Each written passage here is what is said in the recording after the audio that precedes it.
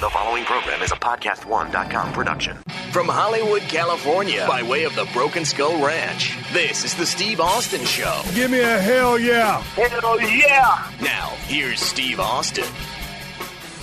All right, everybody, welcome to Stone Cold Podcast. I'm sitting here at the Broken Skull Ranch with one of my all-time favorite guys and probably the greatest in-ring performer in the history of our business. His name is the Heartbreak Kid. He is Shawn Michaels. Shawn, you are here in South Texas, 100 miles away from your old stomping grounds in San Antonio. Yep. You have segued into, the mid-central or West Texas area. Welcome back to the Broken Skull Ranch. We had a little hunt down here a couple of years ago and had a lot of fun. Yeah. How you doing? I'm doing great. A little warm down here. It was cold in my neck of the woods. It's a big state. I don't know if everybody understands. It's a big state, so it's not like it's a hop, skip, and a jump. It's about a 5-hour haul, and a little north, a little west, and it was much colder. And now I'm down here in South Texas, a little warmer. So if I start sweating on your podcast, it's because, one, I'm intimidated by Steve, and two, it's hot. So I was telling the guys before we start rolling cameras, I'm going to be walking to a deer stand tomorrow. I'm going to have that little gimmick towel tapped around my head. But what happened? Sean super kicked me. The interview didn't go as well as I thought it was going to go. Because he snapped. That's right.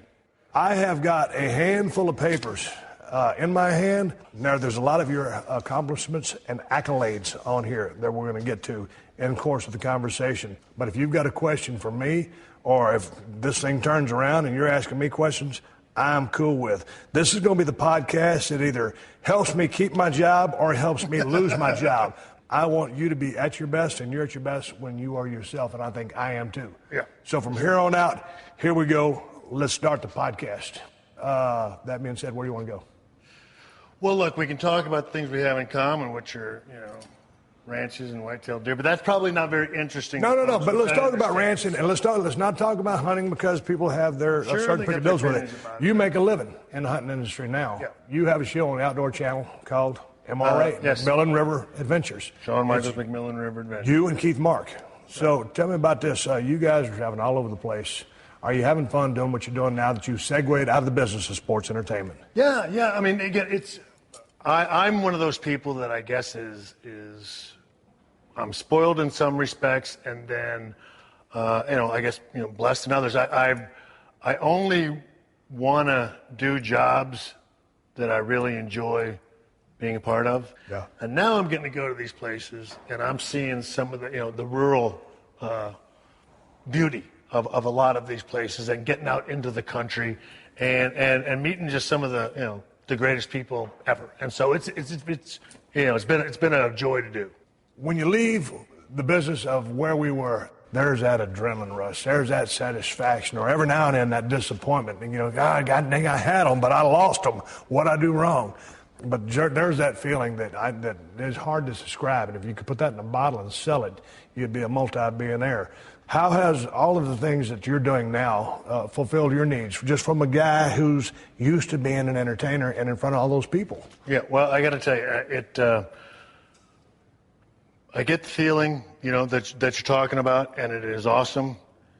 Somehow, when I came back in 2002, there were some transitions going on to where, as awesome as that was, it paled in comparison to the relationship that I began to form, my wife and my children. Again, I was just telling the makeup girl and your wife, and I'm not sure if you were in there or not, but conversation with my 15-year-old son, where he's very passionate about what happened in Paris, and he wants to go into computer design, but he's struggling because what he sees going on in Paris and in the world is a part of him that wants to enlist. Wow. I mean, he's a 15-year-old kid. Wow. So much of a thrill as I got from being in front of 60 or 80,000 people doesn't compare to having that kind of conversation with your own flesh and blood, your baby, your firstborn. And so those are the things that make my heart go pitter-patter now. And that's, and it's, whatever, it don't sound real cool on a wrestling podcast, but you and I have talked very real. Yeah. That's where I'm at, man. My life now is about my heart going pitter-patter for my children. And still being in love with the woman that I married 16 years ago. the conversation with your son at 15 years of age, who wants to be a graphic designer on computers, and he sees what's going on in Paris and compelled to enlist. What kind of words do you have with him? Will you share those with me? Oh, yeah. Well, no, for me, and again, I'll say this, my wife was telling me about the conversation that they initially had, and then I was just coming in on the tail end of it because I was out of town, and then so we just sort of rehashing it, and it just telling him I'm proud of him, but I mean, at the same time, you're petrified. Yeah. You know what I mean? Yeah. Because I've got I've got a full family and military. Military. Yeah, the Aiken-Bottom family bleeds red, white, and blue, and that's, God love them. But it's a whole other thing when you're talking about your baby. But Rebecca's gotten to that point to where she's still the mama bear and all that. But when it comes to that, she goes, I'd never be prouder. And she's got peace with the fact that if he were to go and do that, she couldn't be more proud. I'm the same way, but I still fear for him because I don't want truth is I don't want anything to happen to my boy, but at the same time, we put it in God's hands, and I'm still holding on to like grim death that he's going to be working for Marvel. So. Are you still in a place now going to to fight for our country is the ultimate thing. But when you look at your kids, I mean, it's like we're so protective because back when we, rode our bicycles and jumped all these stupid things and broke our arms and legs, it was nothing but a thing. When you see your kids, start to attempt these things, you worry like crazy for them because they're your babies and you want to protect them.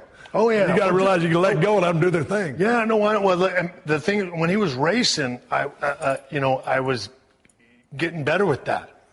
I was watching him getting wrecks, and I mean, gosh, he was getting a concussion, and then he kept coming back from it, and he was, and he faced it. He was strong. And again, our daughter, same thing. I mean, she's tough as nails. She's breaking her arm, and so you feel like you're getting better at that. But then we're talking about, he's 15. He's getting older. He's getting his license this year.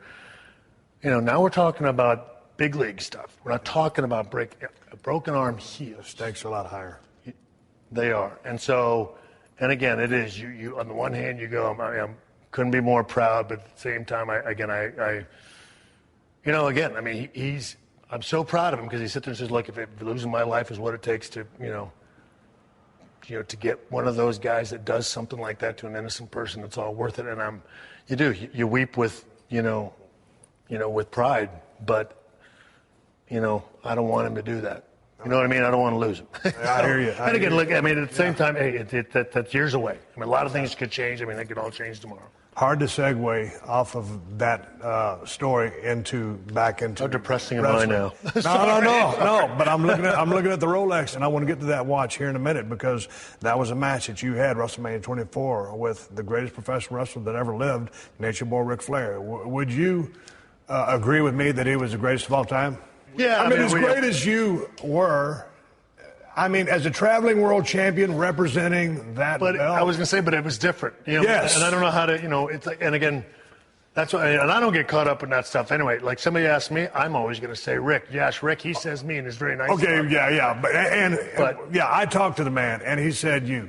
So you're on the same page with me. He was the greatest ever, right? Yeah, he went everywhere. Yeah. And the thing that was interesting about him was, his job was to go on a territory and leave that territory in a better place than it was when he got there. Still walk out with the title. Yeah, still walk out with the title, but make a guy who was like a regional favorite into a world beater only to steal it from him at the end. Shine him up. And he did it. Yeah. All the time. With everybody. Yes. Some of the guys could work their ass off. Some guys could barely lace their boots. Right. And he did it over and over again. So let's go ahead and talk about the match. All of a sudden, y'all go 25, 30 minutes, whatever it was. I watched the match just the other night. You hit him with 3 super kicks.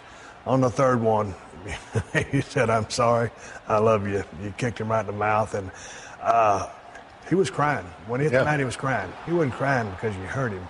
He was crying because, this was going to be, his swan song. This is the end of, his career in ring. And that's how much, he was a very emotional guy. Yes. You covered him. You had some words with him. What did you tell him? Told him that I loved him, and that, I can't even, I can't say it without getting weepy half the time, but you have to understand, you know, the guy that was in the ring with him, you know, I was in there in body, but inside it was the 15-year-old kid. Right.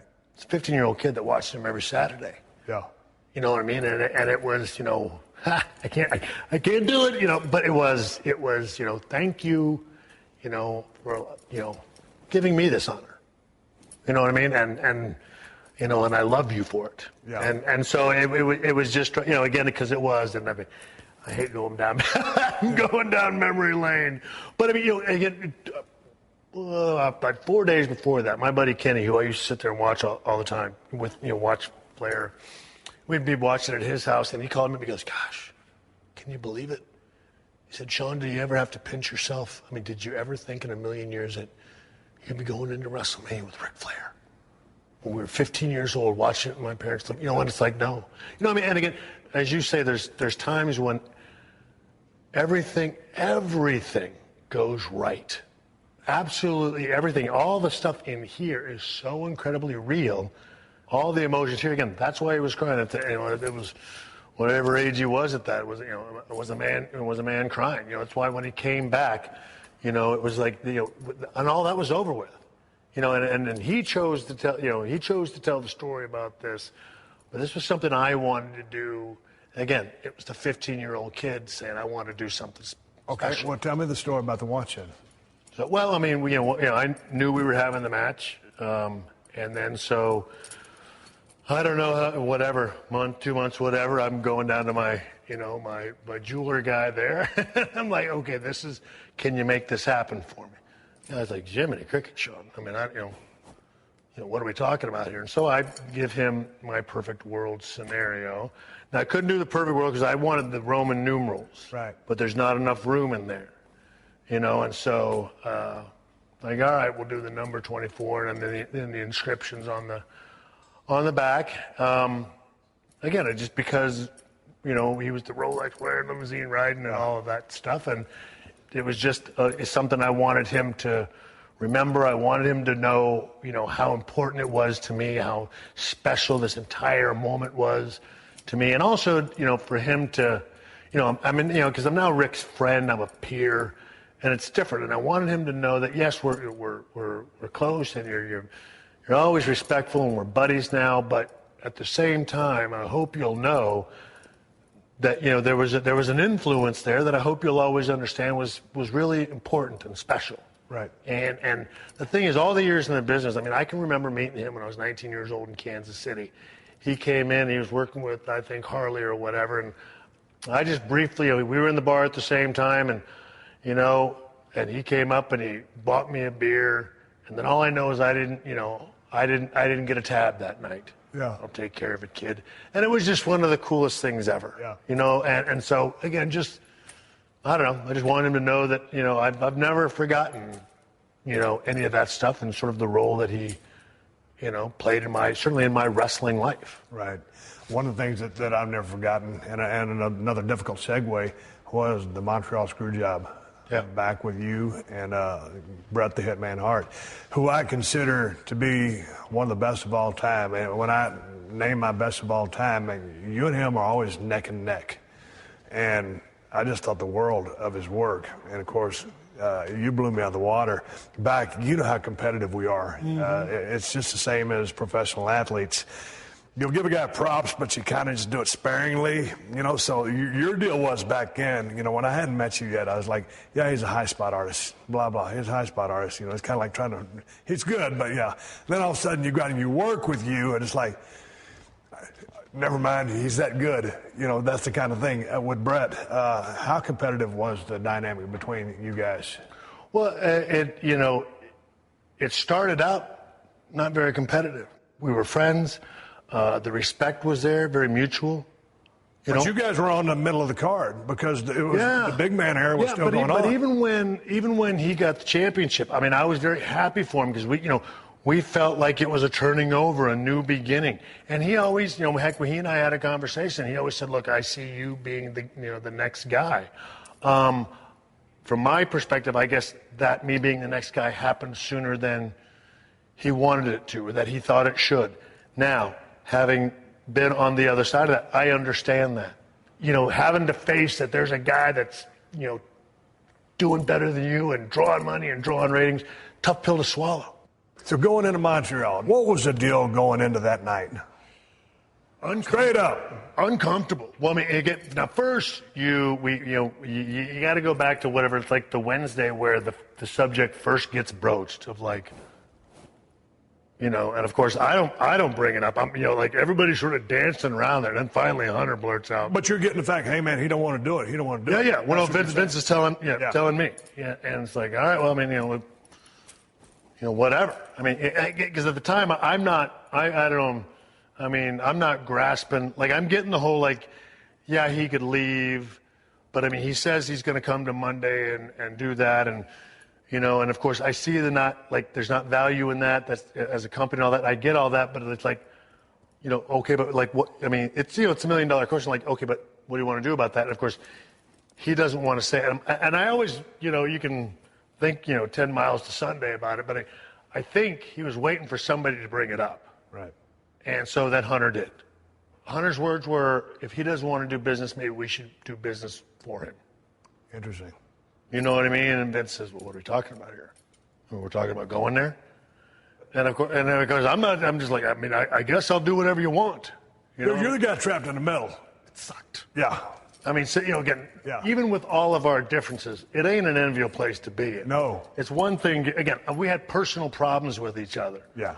The whole nother thing to live it all out on a pay-per-view frickin' TV. Yeah. Nobody wants to do that. You know what I mean? And so it's not like, oh gosh, could I? Yeah. It didn't like that. So there's nothing until Saturday, and then there's the production meeting. And of course, we come in at the end of the production meeting and they're dismissing it and all that kind of stuff. And then all of a sudden everybody's gone and it's just me, Vince, and Jerry Briscoe and Hunter. And then of course it's like, okay, well, I'm still going to try tomorrow to talk to him. But, if it doesn't happen, we're going to think of an alternative. We're going to have to, he can't leave the building with that belt. Yeah. And it's like, okay. So then we go down with Jerry, and Jerry's just sort of mapping out, like, hey, like if this goes down, I'm like, logistics. Yeah, I mean, look, we don't, and as you know, you don't know what the match is. I mean, right now, all you know is that right now we're talking about it being a double disqualification. Yeah. I mean, so all day people are coming to me like, what's going on? I'm like, I don't know. And of course, nothing can happen until you go over the match. First, Brett wants to talk, and we go and we have a long talk, and it's one of the best talks we've ever had. And we end up shaking hands when it's all over with. And of course, inside I know what's going on. I'm like, oh, God, this sucks. Oof. What are the chances that they set up this thing, and the only place that the possibility to end the match is me having him in his maneuver? So you're saying you saw the trap there? I saw that was the spot where you can ring the bell. So then what'd you do? You go to Vince and say, hey, man, here's where we go. This is the only spot. This is the only spot we've got to do it. So was your idea? Well, I just said, look, I put him in the sharpshooter. You got to ring the bell. Right. I said, either that or it's going to be someplace where I've got to hold him down. What if, All right, you go in the match. You guys have had a million matches before. Boom, you turn him over to the sharpshooter. I mean, he's there for a second. Baby Earl's, signaling for that bell. What's going through your mind? I don't even remember. I mean, everything was just so. I mean, Vince came out. I see him there. It was a very uneasy feeling. It just isn't.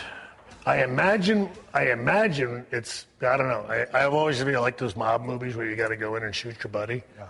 You know what I mean? Even though you might have had differences or whatever, he's still a colleague or whatever. Yeah. I mean, it felt like that. And then, of course, what bothered me more than anything, I'll say this: what bothered me more than anything is Vince was adamant that I deny it, that he wanted to take responsibility for it, and I could not convince him. Like, dude, you're not going to, right? Because you're Vince. No one's going to blame you, and even if they do, they're going to do it quietly. They're going to blame me. Yeah. It's going to go on me. Well, no, I want to take it. I was like, honestly, what bothered me more than anything was having to deny it. Yeah. You know what I mean? Because the boys figured you were on the take. Yeah. I mean, that's the thing. At least, it's much easier to stand there to me and go, yeah, I knew, and get punched in the face. At least it's out. Right. You know what I mean? And I'll give Brett this. I mean, all the years later, he knew and that's one of the things that was what made even the reconciliation so nice, is that he knew. It took him a lot of years to figure that out, but it's like Shawn carrying that burden wasn't fun, and it wasn't. Right. That's the thing. We had our differences, but we never hated each other. You know what I mean? And that and so I don't know. It would have been much nicer to be able to tell him the truth. I'd have slept better knowing that, I guess. It just wasn't fun. How long did that really eat on your nerves? After that, what did you always bear that burden until y'all had the reconciliation? Well, you know what I mean. Or did you just say, hey, man, okay, after a week, it's time to move on, and get down the road? Well, as you know, this business moves so fast. You don't have a lot of time to dwell on stuff. No. After I left and went home, and again, my faith and all that other stuff. I mean, I did have to reconcile that stuff within myself. And like I said, that's why the first time they came down and did like a show, I said, look, I'm gonna say that I knew. I gotta get it out. Get his load off. Yeah, you know what I mean. And so it took another 10 years after that for him to get to a place where he felt comfortable. But it meant a lot to me to get it out there, and whatever heat people wanted to dump on me. I was like, that's fine with me, man. As long as I got it off my chest, I feel better. The Steve Austin Show. The Steve Austin Show. Do you own a home or condo? Or perhaps you rent a house or apartment?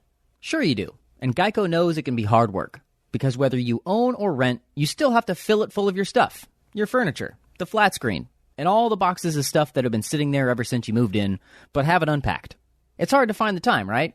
But you know what's easy? Bundling policies with Geico. Geico makes it easy to bundle your homeowner's or renter's insurance along with your auto policy. That way, you'll rest easy knowing that your home and all your stuff is protected, like the furniture and that flat screen. Plus, getting a quote on homeowners and renters insurance is super easy through Geico. It's a good thing, too, because you already have so much to do around your home. Like going through all those boxes of stuff. Visit geico.com, get a quote, and see how much you could save. It's Geico easy. Visit geico.com today. That's geico.com. The Steve Austin Show. The Steve Austin Show. Let's talk about the Kliq. Okay. The Kliq had a lot of heat. I had just come into the territory, and I guess I was a ringmaster. God, what a bad gimmick. It was Vince's idea, but I needed to pay my bills. I had good matches with the ringmaster. Yeah, you did. We had a good time working together. It was a load off your brain. How was the illustrious Kliq formed? Really, it was just, us hanging out. I was working with Scott Razor, and then, brought Nash in as the bodyguard, and he and I hooked up right away, and we were working with each other, and so the three of us were traveling up and down the road together. What did you enjoy really about working with Razor? Why did y'all hit off on a personal level? His knowledge of the business, because he's one of the smartest guys I've ever talked to. Well, Scott and I knew each other from Kansas City. Right. And one of the, small gesture, no big deal, was in Kansas City for 3 months. It's not that Scott and I never traveled with each other, just worked with each other, and there for 3 months, went back to Texas, but midway through my little run in Texas, I get a postcard. It's from Scott, just saying hi. Are you kidding me? A guy sent you a postcard? Sent me a postcard. That's awesome. And the thing is, that's a rarity. That's why I'm saying you can appreciate, oh my goodness, the dude kept in touch from, this is back before cell phones and email and all that kind of stuff, man. So postcard, you got to put in some work to do that. That's a heck of a gesture. And that was a little insight into who Scott Hall really is inside there. And so, anyway, fast forward all these years later, he and I are working with each other. And it's just, Scott, I would hit the ropes. Scott he's 6'6", he went down on a tackle. Yeah. Scott could work to as big as you are or as small as you are, didn't care. And we just, we had great matches. It was fun. And of course, we enjoyed being around each other. We'd run around, in the AWA, obviously after Kansas City, and then when Kevin came in, they were just the three of us were just sort of. Kevin was a guy that I think you said. He just made you laugh. Yeah, no, he was a blast to be around, and again, at that time the business was everything we had. We're doing it all the time. My goodness, you might as well have fun while you're doing it. bring X-Pac and Triple H in the fold? How do they come in? Well, so X-Pac comes in, and he's, his first match on Raw is going to be working with Scott Hall. And, of course, Scott Hall has got the whole Kurt Hennig gimmick. When he sees a young guy with talent, brings him under his wing. And so Scott says, okay, he's coming with us. Like, all right. And so he jumps in with us, and, of course, it's, poor thing, didn't stand a chance. I mean, he was probably 19 years old, and so he jumps in with us, and then all of a sudden, fast forward to it's WrestleMania 11. Kevin and I are working with each other, and in comes Hunter, and he, says, he's introducing himself, and like, hey, buddy, you're more than welcome to jump in with us, and he did, and he, and he didn't even, partake in any of the lifestyle, but he was still a lot of fun. Well, that's what Kevin always maintained. I mean, like, all of a sudden, he's a dude that loves the business, loves to talk, book the territory about psychology, and he clicked with you guys, but he was the only guy that was straight as far as all the accessories that become available in this world. So basically, first of all, he was a good dude and a hell of a worker. He turned to be a great friend, but he was a designated driver. Right, he was that. But I mean, the keys, sort of I would say the prerequisites were, one, could you sit there and talk about the business all day long and twice on Sunday? Yeah. Which you could do. And then, were you funny? Yeah. I mean, it was humor. Funny. That's one of the things. Hunter doesn't get a lot of credit for the humor that he's got, but as you know, he's got some serious... He's funny as hell. Yeah. Very sarcastic, very dry. Exactly. And that's the thing. Those were really the, it's like, sorry, pass the litmus test. Right, exactly. Can you make me laugh? And so, hey, can you work? Right, exactly. And then, can't hang out with the J-Bro. Right, exactly. Hang out with the J-Bro. So, yeah, I mean, that was honestly it. And then, of course, the fact that he didn't partake is like, cool, we got a designated driver on top of it. That's going to make things a little easier on the rest of us. All of a sudden, man, I just go to that event in Madison Square Garden. What was it, cage or was it a straight-up match? No, it was a cage match. Yeah, I remember cage match, yeah. Because I remember being there. You know how short the entrance is to Madison Square Garden. I remember sitting there. I think I was on the mid-card. I was watching, and all of a sudden, the famous curtain call happened. Right. And it was all you guys out there, and this is when Kevin and Scott were leaving, and they were going to get guaranteed money from Turner. They're going down south, and all of a sudden, you guys went out to the ring, and it was a big hug. I think Razor grabbed the horn, started cutting a promo. Man, I was in the back. My eyes were this big. It was like that when Brock broke Taker's streak. The one guy in the front row, his eyes were this big. This is what I was at the Madison Square Garden. When you guys did the curtain call, I was like, man, WTF are these guys doing? And so anyway, they go down south, and you stayed in New York, stayed with WWE, and you were the world champion. Right. Triple H took it on the chin. He had to take it on the chin, and this wasn't sweet chin music. It was coming down on him from the man, Vince McMahon, and he was in line to win King of the Ring in '96. I remember walking across. It's Stone Cold Steve Austin, some dude from Victoria, Texas. Work out. Well, yeah. Yeah, but so this Kliq thing, and all of a sudden, the garden thing happens. I remember I was walking across the parking lot in Lowell, Massachusetts, somewhere up there in the north, and Vince says, "Hey, Steve, you got a second?" I didn't really have a relationship with Vince at the time, Right. It's real important to have a relationship with Vince. For those of you people that don't know, if you're in the business, form a relationship with the old man. So anyway, I said, of course. And I said, hey, no, Vince, I ain't got time right now. So yes, sir. And he goes, I just want to let you know you're going to win King of the Ring in 2 weeks. I no-sold it. I said, all right, thanks. Just walked off, went about my business. 2 weeks later, we're down there in Milwaukee, Wisconsin. Go down, Mark Merrow kicks me in the mouth, go to the hospital, get some stitches. Come back, Michael PSA's informed me of a promo that Jake the Snake Roberts has cut. I go out there and beat Jake in real short fashion. Right there, since Michael PSA has told me what Jake had said in the promo, I create Austin 316, and then I needed a button on the end of it, so I came up with, because Stone Cold said so. So if the Kliq had never been formed, if Madison Square Garden had never happened, if Stone Cold would have never got the opportunity to win King of the Ring because the heat was going to be put on Triple H, I don't think none of my stuff would have ever happened. Well, we just want to say on behalf of the Kliq, you're welcome. I got to say thank you. Looking back, when I had my eyes this big, I would never look back and say, God dang, if it wasn't for those guys. Crazy how things work out. All these years later, when you look back, and I'm looking back with you, I've been out of the business since 2003. Kevin Nash is out of the business.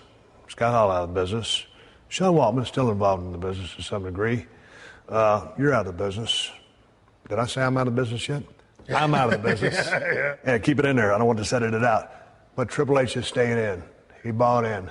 And I think it's his love and it's his passion. It's what he loved to do. All these years later, he stays in and ends up marrying Stephanie. And that was a real organic thing that happened. And now, with what he's done with NXT, what are your thoughts on what he's been able to accomplish in the ring, which to me has been tremendous, and now where he's headed into really uncharted waters? Yeah.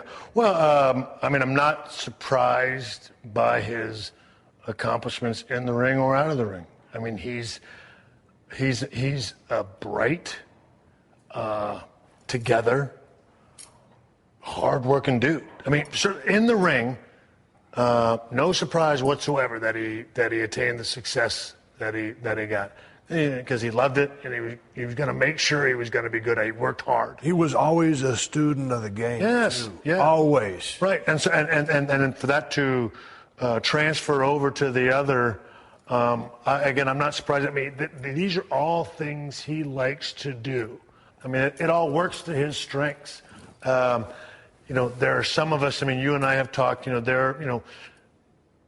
You and I aren't built, you and I don't have the patience for certain things that go on within the industry. Well, I think that would be a fair statement. Fair. He does, though. Yeah. He can take it and take it in stride and go, well, you know what? I mean, but he can see the other side. He's always had that ability. He doesn't have that ability now that he's a person of influence. But that being said, I mean, the fact I rolled in, it was several months ago, we were doing a podcast somewhere. I think it was one of the first ones I did in Denver. I was actually talking to him, and I talked to him for about an hour and a half before the podcast. And I'm sitting there thinking, I knew Triple H. We introduced ourselves to each other back in WCW when he came in and just clicked right off the bat. And so now, he's always a student of the game, always real serious about it, and always was very passionate about it. But now when you talk to him after being, kind of under the wing of Vince for as long as he has, a whole different maturation process. Yes. Sees the business from, I think, a bigger picture than he's ever seen it before, and is now, starting to pick up all the pieces of, that Vince has been doing all these years. Do you see that way? I mean, he's definitely changed and matured. You've got to see that. Yes. It's almost like... But, I mean, I guess I'm saying... It's almost like when Moses got those 10 Commandments. Yes. He comes down with a silver beard. For sure. And that's what I'm saying. He had all that ability anyway. It was it just needed to be... again, same... He was going to be good in the ring as long as he had people to pour into him and experiences, and you know what I mean, and be able to get to work with different people. He knew he was going to be good because that's just who he is. Again, transferred over. He's under a phenomenal learning tree. No matter what anybody says about Vince, when it comes to the business and business in general, the man's very wise. All he's got to do is sit under that, and then you combine that with the wrestling knowledge he has, and then his passion for it, and for learning about it, and for learning more about it. That's a recipe for success. I mean, I've always felt, again, doesn't surprise me the shape that NXT is in, and I feel that and I'm not saying because he's my buddy, I'm saying because I believe it to be true. I think you call a spade a spade. Look, what is the one thing, that if you had a knock about Vince, or, and he tried to cure it. He tried to get in there. But, I mean, when you get in there with him, he says, well, I've only got X amount of ability and this, that, and so, and again, that's not a knock to him. I mean, because nobody will work harder than Vince, but at the same time, the one thing he could never sort of understand was our side of it. Hunter does. Right. You know what I mean? And that's the final puzzle piece. That's interesting because Vince has operated, I mean, as a father, uncle, mentor, friend, psychiatrist. I mean, how many head cases? All of us have been in there. And, I consider him almost like another father figure at certain times. Yes, and we all do, right? I mean, but that's interesting that you say he doesn't see the business from the point that the boys do. Hunter does, and he's experienced all the rest from Vince as well. So it's a well-rounded base. Right, and the thing is, you think about all the psychology things that Vince said. Again, and you said I could ask you a question. He had to talk you off the ledge a couple times, right? Yeah, dude, I talked off the ledge a bunch of times. Yeah. He had to say Steve from Steve sometimes, right? Yeah. Same thing with me. You want to know one guy he never had to do that with? Hunter? Yeah. Never had to save him from himself. Yeah. Never had to talk from himself. I mean, you think about all the guys he's dealt with over the years, everybody bringing some kind of insecurity, some kind of hang-up. Right. With him, he didn't have to. Yeah. Again, he's not the all-knowing, all-seeing. Hunter's not. But he didn't come in with a bunch. Yeah. He didn't come with any baggage. Or when he got there, he didn't all of a sudden like, oh, get in or whatever, or get into this or whatever the case may be. Yeah, you're right about that. You know what I mean? And so he got this perfectly moldable entity. Yeah. And, Hunter's the result of it. And like I said, he had the one puzzle piece that Vince didn't have, and I think that bodes well for the future. I want to speak real quickly then, before we wrap this thing up, your relationship with Vince. When you were living real fast, that's why I always tell people I was living fast. I hung with a different crowd than everybody else did, but nonetheless, he talked you off the ledge a couple of times. Like, would he just realize that you were spinning out of control, or you needed some guidance? How would you have these moments where he would try to talk you off the ledge or offer you advice? Yeah, well, I mean, I'll put it this way. When I came back in 2002 and everything was good, I came in like he gave me with the big, huge mea culpa, geez, I'm sorry, and this and that and the other. And he said, hey, he goes, I always saw it. He said, that's why I was able to put up with it, because I always knew it was in there. You needed to see it. And because it doesn't matter how much I see, it doesn't matter how much anybody else sees, till you see it, you can't bring it out of yourself. Right. And so, but again, like, whatever, wanting to leave to go to WCW, he's like, you won't be happy down there. And he said, the money will be fine. He said, but after a while, he goes, creatively, you need something creatively that they can't give you down there. He said, we can give you that here. He said, all the money in the world is not going to satisfy you. And he was right. Yeah. It's like people say, it's like we were talking earlier, like, there's that big payoff to go back, but it's like, I can't do it for that reason. Yeah. If it isn't here, I can't do it. And so, again, even though, we try to say business, and it is. I mean, you always come back to, I got to make money to do this, but at the same time, that was never the motivating factor. We got into it, when you and I got into it, wasn't a lot of money in it. No. It eventually got to where, wow, you could have a real life, and that was a huge bonus. Yeah. You know what I mean? No, because I just got into business because I wanted to be a pro wrestler. Yeah. And so did you. Traveling around Texas, having a one-bedroom apartment and a car, that was success, man. Yeah. Doing Corpus on Monday, Laredo on Tuesday, you know what I mean? Yeah. And then the big show in San Antonio on the weekend. That would have been success. Shawn, I always show up at WWE events, once a month these days and do these podcasts. So it's fun for me as a grizzled veteran to talk to some of these guys who are currently, in the business, in the trenches, trying to find out who and what they are and try to get to the top of the card. And it always comes full circle, and I'll ask them, well, who influences you in the ring? How do you describe your work? And man, time after time after time, Shawn Michaels, you have inspired a whole new generation of wrestlers.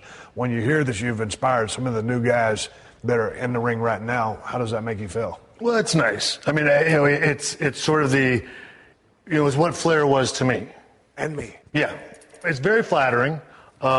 Again, as you know, not your intention when you're getting in. I mean, all of this, it's like I tell people, all of this turned out, as I know it did for you, Steve, bigger than you dreamed. Yep. You know what I mean?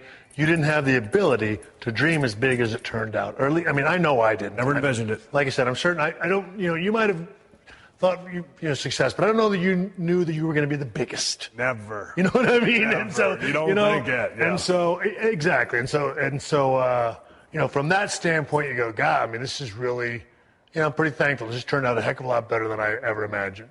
Is there anyone in WWE now from the scene or NXT that reminds you of a young Shawn Michaels, or just says, hey, this guy has, he's got a lot of potential. Let's see if he can realize it? I think Rollins is one. I think Ziggler's one. I like Ambrose. I like Bray Wyatt. Again, certainly he's not my style, but I really like him. I can remember, I think it was SummerSlam. I can remember watching his entrance and me thinking, I think he's the Undertaker of this generation, to where he can create something that can last a long time and he seems to be a young man that's really bright, that has the ability, like Mark did or Mike Taker did, to continue to keep himself fresh. But again, so the only thing I worry about, I said, like someone, again, like a Ziggler who goes a little too much in my pattern. It's one thing, and again, it's like people get on me, well, you didn't do that Flair. I waited. Okay, once people said, once there started to be some little talk with me and Flair, I realized at least I got on the radar. Right. Then it was time for me to establish my own. You know what I mean? And that's the one thing that I would encourage these guys to do. You let people influence you to the point where they make that comparison at the beginning. And they go, hey, he might be, but then you need to set yourself apart. And the only problem that I see with this generation is that they continue to go down. It's like I saw Dolph at TV. I said, I just want to thank you, man. Every Monday night, man, my Twitter numbers go up because I can always count on you to remind everybody of me. Right. You know what I mean? Yeah. And how did you take that? Well, he just chuckled and he goes, I got one for you tonight. I'm paying homage to you tonight. What you get is, again, and he's let me ask you a question. He's a phenomenal kid, but for his career standpoint, you want to go, hey, now's the time to, really differentiate yourself. Okay, how did you come to get the Superkick? Did you see Chris Adams use it? Probably a handful of guys are using it, but you got it over at the biggest scale. How did it come to be? Seeing it from Chris Adams. The first time I saw him do it, he actually jumped off the top rope, boom, and did it to a guy. But then he just started doing it in matches, and I thought, well, that's awesome. So it was one of those things you incorporate, and then when Marty and I got together, we're doing double ones. Then when I go singles, I'm sort of doing that and then going into the teardrop suplex because you're trying to establish, I didn't really have a finish. All of our finishers were tag teams. You go singles. You got to develop one. And then I'm doing the teardrop suplex and, Pat Patterson goes, Shawn, that kick, the kick is the bang. I mean, you hit a big pop. He goes, that should be the finish. Just the other thing is he goes, the kick is good, and then the other one sort of comes down. And so I was like, all right. So I went from there, and then just, and then it was just, and as you know, it's just hitting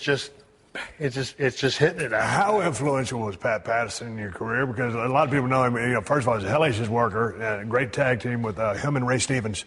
But as a finish guy, the sequences that comes out of that guy's brain, the beautiful mind, and just the way he conveys it, and he's got that French accent. Well, and the thing is, Pat is what, 70? Yeah, 70 something. Yeah, I just saw him the other day. Yeah, still as passionate about the business as he was 25 years ago when I came to the WWE. And when he's going over a finish, he's going over it. People are going to go crazy. Oh, yeah. They're going to go nuts. Yeah. Never an S on the end of anything. Yeah. That's the difference between just talking over a finish and feeling it. Oh, yeah. Because when you feel it, it's like a great musician. You can listen to music, or you can listen to music and you can feel it. Like my great Stevie Ray Vaughan, what that guy did for me. But that Pat Patterson, when he's going over a finish with you, holy smokes. Yep. It's epic. Yeah, no, and that's the thing. I mean, you have him and you're in there, and that's the thing. That creates an atmosphere of, to me, that was the majority of the fun, was doing that. Okay, now looking back at your entire run, now as a guy born again Christian many years ago, but also as a guy who's 50, you're not as cool as you used to be. That's the truth. But now in the shoes that you wear now, and a guy who's a lot different from back in the day when I first met you, and I've always respected what you can do in the ring, and now I love hanging out with you and shooting the breeze and telling stories. You look back at any part of your career, and you're like, or DX, because you and Triple H there for a while were really pushing the creative envelope in a different direction than I was. And it was great stuff. I loved it. Right. When you look back, what do you think? Well, yeah, there's some... there are different things that I look at that make me cringe for different reasons. Some of them I know where I was at personally, and I was like, ooh. Again, there are times, I look at my face at 14 and I don't look good, Steve. Look unhealthy. I can see the bags and stuff like that. Physically, I look like $1 million, but here I could see it. I'm like, ooh, geez. And then I can go back to, again, like 96 or even 95, and I look like I get a little baby face, and And then so there are times personally that I go, oof, that's not good. And then DX stuff, because I have kids. I mean, they're older now and they get that their daddy was a little bit of a screw up, but there's some of it you go, oof, if there's some parents out there I need to apologize to, I'll make sure that I do. Yeah, but dude, man, because I was part of the crew, but just watching, when I watch the old highlights and put in an old video, which I rarely watch videos of old stuff, but dude, when y'all's music hit and that entrance video that they had with the girl dancing and all the green lights, I mean, what about that adrenaline rush? Well, because I'll tell you, I got to see, I was at an appearance, and Vince Russo came walking behind me. I was like, oh my goodness, and I said hello. I mean, and I think he was stunned that I was just so happy to see him. But when he came in, and again, I don't know, nor do I care what people think of him. When he came in, he unleashed something in me. I mean, and Hunter, because creatively, it was like everything was available. Nothing was off limits. And so you just got a chance to try anything. And that was inspiring to me. I mean, it was just like, whoa, you could just sort of let loose, especially at a time when I needed to get so much out of me. You know what I mean? So I shudder to think, I mean, it went, my personal life was pretty rough anyway, but I shudder to think what it would have been had I not had that outlet. You know what I mean? Yeah. That job, for as much as on one hand, I might have been hurting myself, it saved me because I got to get so much out, just like, woo. Man, I'll tell you what, when I used to roll into Monday Night Raw, I tell people all the time, man, I mean, it was almost like I didn't know I was going to be doing, but I know I was going to be raising hell, tearing something up, beating somebody up, stunning, half the damn guys in the locker room. But, man, I tell everybody, it's like going to therapy because I got a chance to, do all this crazy stuff. So it was definitely an outlet for me. But, man, again, I just go back to that rock star status. And that one, was it Mania or whatever? Yeah. Who were you fighting? Or was it me? Was it in 14? With the band and the all band. That? Oh, yeah. Was that 14? Yeah. Golly. Yeah. I remember when I watch it back. Well, it's been years, but, God, that was just absolutely electric. And you came through the curtains. You had this sneer on your face. I don't think you cared about nothing. Oh, no. I mean, and the thing is, and that's dangerous. Yeah. You know what I mean? No, I don't mean you didn't care about nothing, but I mean, that's what I'm saying. You weren't in a good place. Yeah, but that's what I'm saying. So like I said, I go back and forth. Like I said, I mean, there are times, again, that I'm very, very proud, of the bulk. Sure, there's things you'd like to change. Yeah, I mean, you'd love to have not, made the mistakes you made, hurt the people you hurt, all of those things. But I wouldn't be where I'm at. Yeah. I wouldn't change where I'm at for anything in the world. I mean, look, again, are there some things you'd like to change? I'm sure there are. Yeah, I mean, you ain't go back and do it, but yeah. Right. But you look at it on the whole, man, and not too bad. And that's, Looking back now, how was your ride? Phenomenal. I mean, far greater than I don't know, nor do I care where I rank. But you know what? Every now and then I'm in the conversation. But my point is, awesome. you're good with you now and everything that's going on in your life. Yeah. Yeah. I mean, But you're Shawn Michaels now. You can be HBK when called upon. Yeah. But you're cool with just being Shawn Michaels. For sure. Yeah, I mean, and the majority of the time it's Sean Hickenbottom. Yeah, right. And that's, and that's, again, being honey and daddy is what I work on now. That's, and everything else that comes, in excess of that is a huge bonus. You're going to ride off into the sunset as soon as we stop these cameras. What's next for Shawn Michaels? Back to filming? Yeah. We go back to, filming McMillan River Adventures, doing some appearances here and there. Looking at some other things. Much like you. I mean, always that's one of the exciting things too. New ventures, new horizons. Trying different stuff. I mean, I think that's what I've enjoyed more about retirement than anything else is seeing what else is out there and giving it a whirl. And that's again, who'd have thunk it? One dude from Victoria, another dude from San Antonio. Getting to try that stuff, and when they're not doing that, they're out hunting. And like tomorrow morning, I'm going to be going out with my wife, and, that's not a bad gig. Swig of water for the working man. Thanks for coming to the Broken Skull Ranch. Thank you. We're out.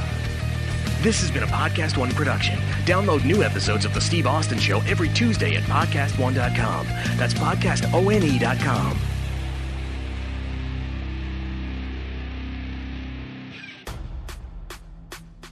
What's up, everybody? It's All-Star and World Series champ Nick Swisher here, and I'm stoked to tell you about my new podcast, The Nick Swisher Show, right here on Podcast One. If you know me, you know I've worn a lot of hats in my career, and each one of them has had highs, lows, and a whole lot of learning in between. And that's exactly what I'm bringing to this podcast. You're going to get crazy interviews with athletes from their struggles to their successes and all their unbelievable superstitions along the way. You're going to hear from hometown heroes that are stepping up to the plate and making positive change and influences in their communities. I mean, we've got scientists, coaches, comedians. I'm telling you, whether you're an athlete, a parent, a coach, or just looking for a little energy in your life, then home plate is right here. It's old school soul with new school vibes. It's the Nick Swisher Show, coming soon wherever you get your podcast.